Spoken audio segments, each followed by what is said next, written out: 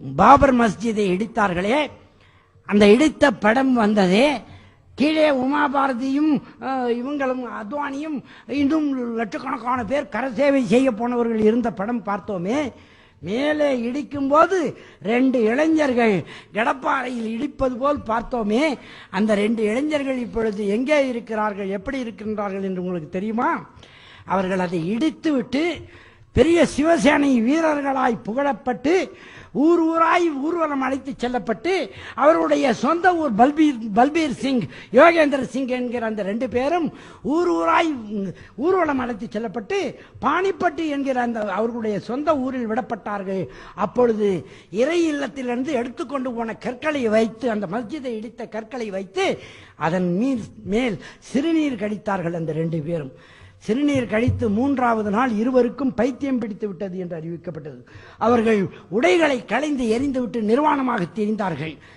தன் தாயையே போய் புணர்வதற்கு முயற்சி செய்தான் 2வது பையன். முதல் பையன் யாரை பார்த்தாலும் அடித்து கடித்து குதறினான். இவ்வளவு பெரிய பைத்தியம் பிடித்து விட்டது. உடனே சிவசேனாக்காரங்க விட்டுட்டு ஓடிட்டாங்க. அப்போ பெற்றோர்கள் வந்து, அடப்பாவிகளா, இந்த எவனோ சொன்னான்னு இதை செஞ்சுட்டு வந்து இவ்வளவு பெரிய இறைவனின் தண்டனைக்கு ஆட்பட்டு விட்டீர்களே என்று மருத்துவர்களெல்லாம் அழைத்து உலகம் பூரா சிகிச்சை பார்த்தாங்க. பெரிய பணக்காரங்க அவங்க. அதிலே மனோதத்துவ சிகிச்சை அளிப்பதற்கு என்னுடைய பேராசிரியர் டாக்டர் பேரன் லண்டனில் இருக்கிறார்.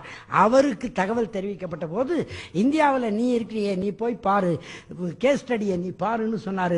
நான் அப்பொழுது அழைக்கப்பட்டு போய் பார்த்தேன். பார்த்தபோது அந்த 2 பேரும் இருந்த நிலை, சங்கிலி போட்டு கட்டி வச்சிருந்தாங்க. உடை உடுத்த அவர்கள் தயாராக இல்லை, நிர்வாணமாக இருந்தார்கள். நான் சிகிச்சை செய்ய முயற்சி செய்து இது ஸ்கிசோப்ரேனியா ஹை ஆர்டர் என்று கண்டுபிடித்தேனே தவிர இவ்வளவு சீக்கிரம் 3 நாள்ல 4 நாள்ல எல்லாம் அது வராது. 6 வருடம் ஆகும் அது அந்த உச்சநிலையை அடைய. 3 நாளைக்கு முன்னால நல்லா இருந்தான், திடீர்னு இப்படி ஆயிட்டாங்கன்ட்டு நான் சிகிச்சை செய்ய போகும்போதே 1 வருஷம் ஆகி போச்சு.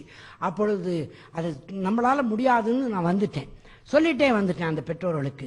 இது வேற என்னமோ பிரச்சனை போல இருக்குது, எனக்கு தெரியலைங்கன்னு நான் சொல்லிட்டு வந்துட்டேன். அதற்கு பிறகு அவர்கள் முயற்சி செய்து டெல்லி இமாமை போய் சந்தித்திருக்கார்கள்.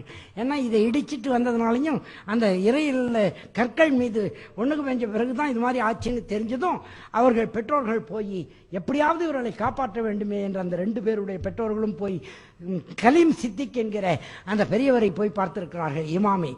அவர் ஒரு ஆலோசனை வழங்கியிருக்கிறார். நீங்கள் எங்களாலெல்லாம் ஒன்றும் பண்ண முடியாது, நாங்கள் மந்திரம் போடுறது, மயில் பீலியில் போடுறது, தர்கா வழிபடுறது, இதிலெல்லாம் இதை தீர்க்க முடியாது. அந்த முயற்சியெல்லாம் அவங்க பண்ணியிருக்காங்க. ஆனால் இறைவன் நாடினால்தான் இது சரியாகும், அவன் நாட்டத்தில் தான் இது வந்திருக்குதுன்னு சொல்லி கலீம் சித்திக் என்கிற அந்த இமாம் டெல்லியிலே பெரிய மசூதியிலே, இன்னைக்கு ஜும்மா மசூதியிலே அவர் தான் இமாமாக இருக்கிறார் இன்னைக்கு வரைக்கும்.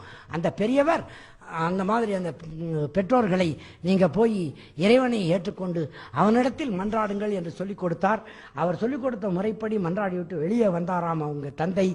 2 பேருடைய தந்தைகளும் வெளியே வந்த போது அந்த தலப்பாயை கட்டி இருந்தார் பாருங்க, அந்த இவர் பனியா, அதை பிடுங்கி, அந்த அவர் பேர் பல்பீர் சிங், யோகேந்திர சிங் 2 பேர், அந்த தலப்பாகையை பிடுங்கி தன்னுடைய மறைவிடத்தை மறைத்து கொண்டானாம். 2 பேருமே உணர்வு வந்து விட்டது. உடனே சரியா போயிடுச்சு.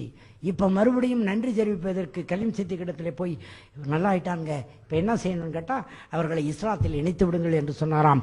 கலிமா சொல்லி அந்த குடும்பமே இணைந்து விட்டது.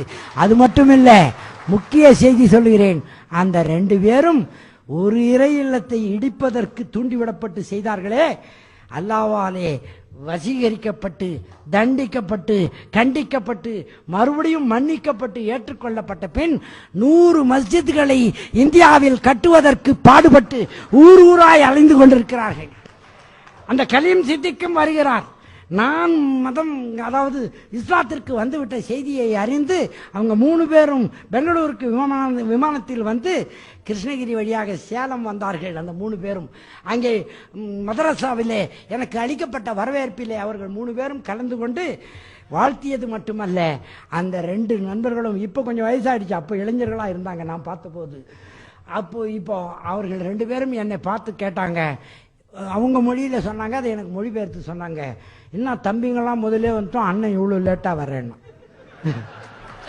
அந்த 2 பேரும் தம்பிங்கெல்லாம் எப்போ வந்துட்டோம், அண்ணன் லேட்டாக வரேன்னா. தம்பி தப்பு பண்ணிட்டு வந்திருக்கிறேன், நான் தப்பு பண்ணாமல் வந்துக்கிறேன்.